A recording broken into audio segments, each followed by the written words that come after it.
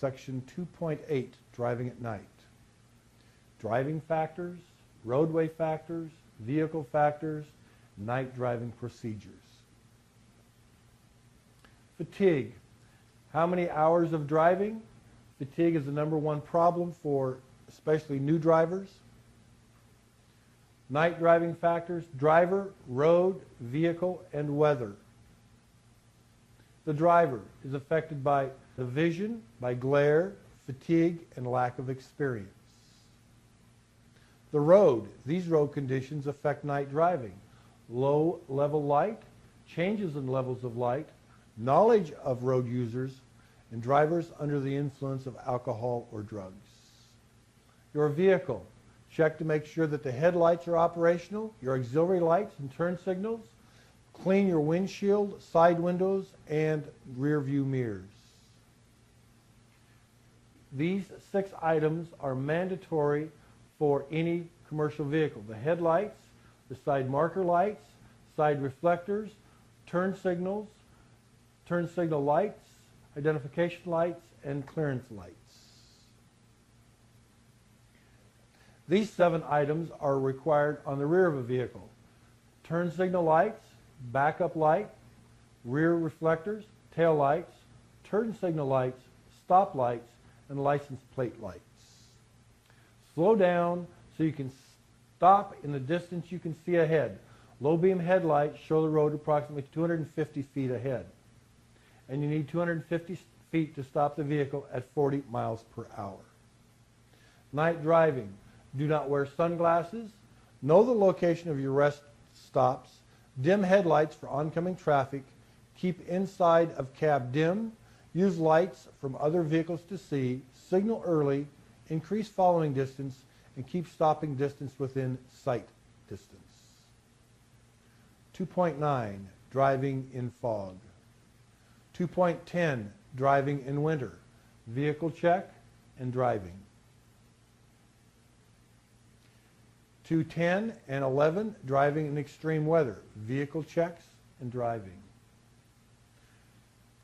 Special extreme weather checklist for pre-trip inspection: antifreeze, heater and defroster is working, windshield and windshield wipers, tires, tire chains, brakes, lights, windows, mirrors, and reflectors. Make sure the hand and toe holds are clear of snow and ice. Make sure your radiator shutters are clear of snow and ice. Exposed wiring and hoses can become heavy from hanging snow and ice. Your fuel tank, muffler, and exhaust system, you want to make sure that they're not leaking. Your fifth wheel can become coated with snow and ice. Personal gear and supplies, make sure that you take the adequate personal protection for the weather that you're going into, and pay particular attention to road reports and road conditions. Tire change: there are several different types. Type 1 is a conventional. Type 2 is a reinforced. We use the reinforced for driving on ice. We have single tire chains and we have dual tire chains. Primary hazards: reduced visibility, reduced traction, different road surfaces, different degrees of traction. Be aware of changing conditions. Speed magnifies any mistakes. Determine the speed at which the wheels roll without spinning. Adjust speed to change road surface and conditions. Skidding and jackknifing are caused by over-acceleration, over-braking, oversteering, and speed too fast for conditions. And who causes all of these things? You, the driver. Conditions that produce skids: speed too fast for conditions, over-braking, oversteering, over-acceleration. Driving on slippery surfaces: remember, do not hurry. Get a feel for the road. Do not brake any harder than you must. Make turns gradually.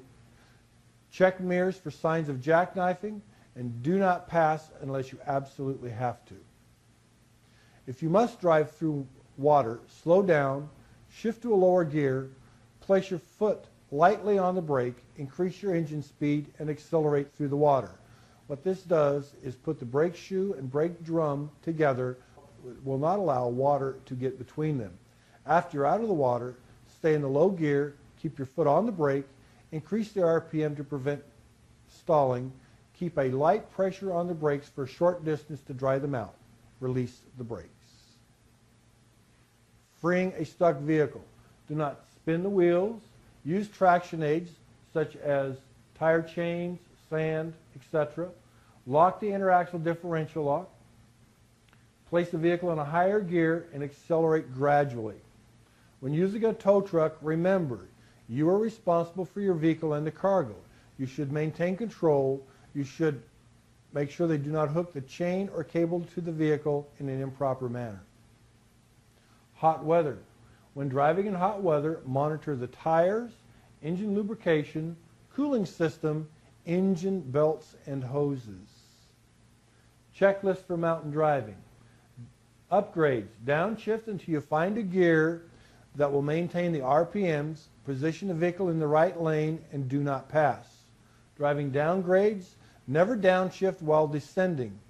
Use a low gear, go slow, use close to the rated engine speed to maximize drag.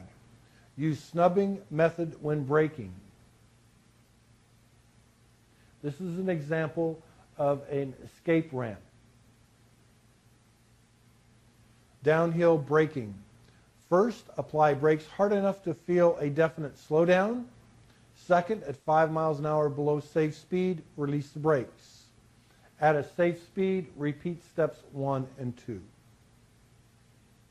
Study Section 2.8, Driving at Night, Section 2.9, Driving in Fog, Section 2.10, Driving in Winter, and Section 2.11, Driving in Very Hot Weather.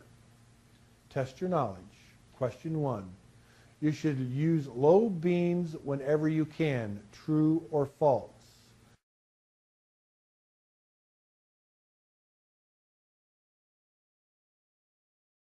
False. Headlights. At night, your headlights will usually be the main source of light for you to see and for others to see you. You can't see nearly as much with your headlights as you can see in the daytime. With low beams, you can see ahead about 250 feet, and with high beams, about 350 to 500 feet. You must adjust your speed to keep your stopping distance within your sight distance. This means going slow enough to be able to stop within the range of your headlights. Otherwise, by the time you see a hazard, you will not have time to stop. Question 2. What should you do before you drive if you are drowsy?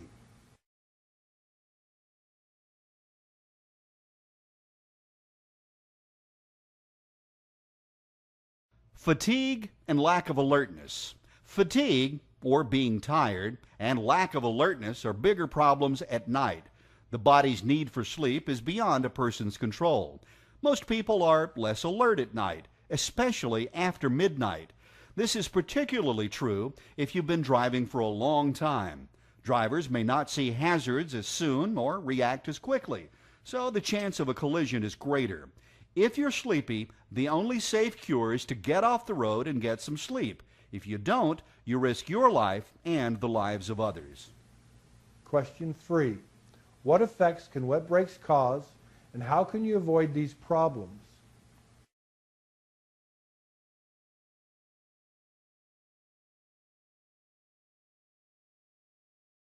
Water in the brakes can cause the brakes to be weak, to apply unevenly, or to grab.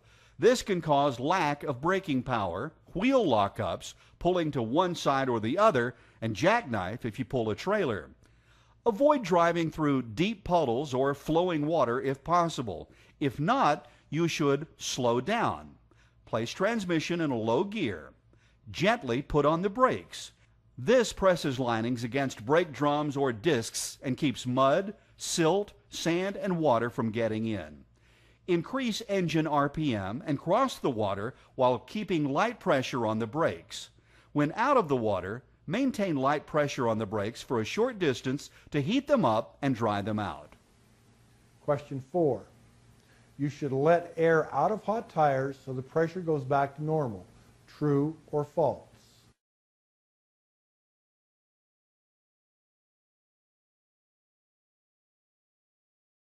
False. Tires. Check the tire mounting and air pressure. Inspect the tires every 2 hours or every 100 miles when driving in very hot weather. Air pressure increases with temperature. Do not let air out or the pressure will be too low when the tires cool off. If a tire is too hot to touch, remain stopped until the tire cools off. Otherwise, the tire may blow out or catch fire. Question 5. You can safely remove the radiator cap as long as the engine isn't overheated. True or false?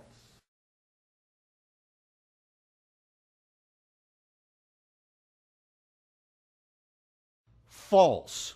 Never remove the radiator cap or any part of the pressurized system until the system has cooled. Steam and boiling water can spray under pressure and cause severe burns. If you can touch the radiator cap with your bare hand, it's probably cool enough to open.